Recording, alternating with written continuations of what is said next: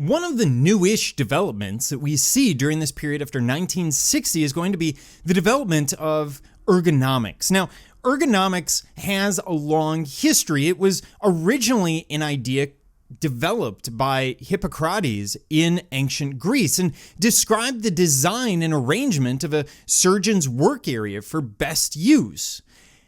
Now, when we get into the Industrial Revolution, ergonomics takes on a little different meaning. It focuses on the idea of efficiency.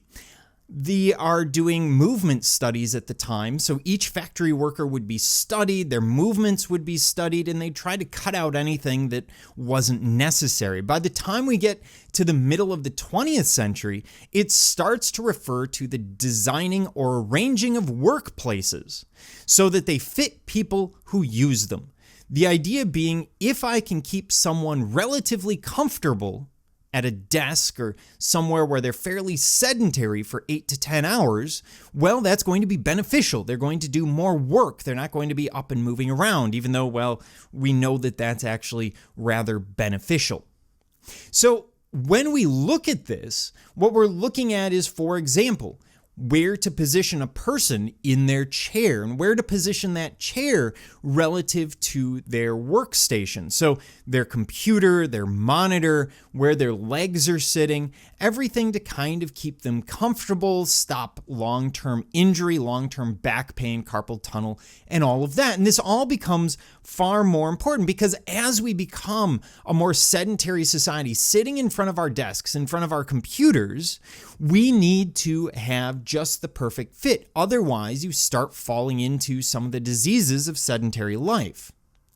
Now, amongst the answers that we've seen in this period, really in recent years, we've seen extending desks where they actually will change height. This is one that sits on top of a desk, so I can stand, I can sit, I can kneel, depending on the chair that I have. We've also seen these ergonomic chairs, which is a big shift. And actually, I'm using one right now. And they're there to develop some of that strength that a chair might cause to atrophy. So in other words, your back and core can atrophy when it always has support, whereas here you have to hold yourself up. So it's a little bit more of a natural position for us.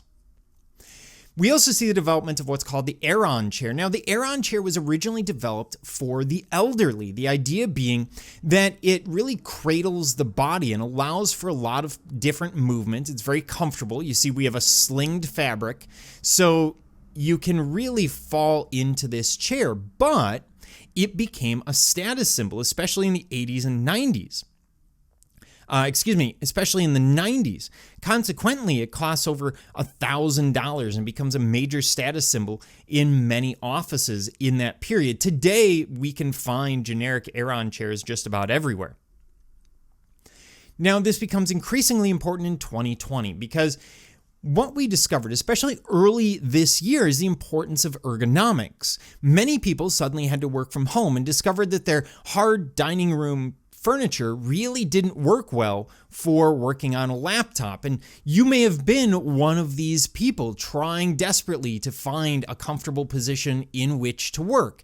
And it's an interesting irony that our home is not nearly as comfortable or well laid out ergonomically as the office, even though we spend more time at home than we do at the office. And this is changing the way people are looking at things. The idea of having a small workspace or office space at home, while previously common, takes on a great deal of importance in this post-COVID world, or in this COVID world as I'm speaking to you, but hopefully in the next year or two, you'll be watching this and it will be a post-COVID world.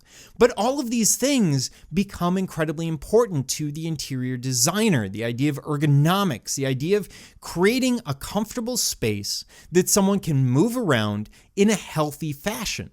It sounds a lot like feng shui, getting back to some of the non-Western ideas, but we'll expand on that a little bit later.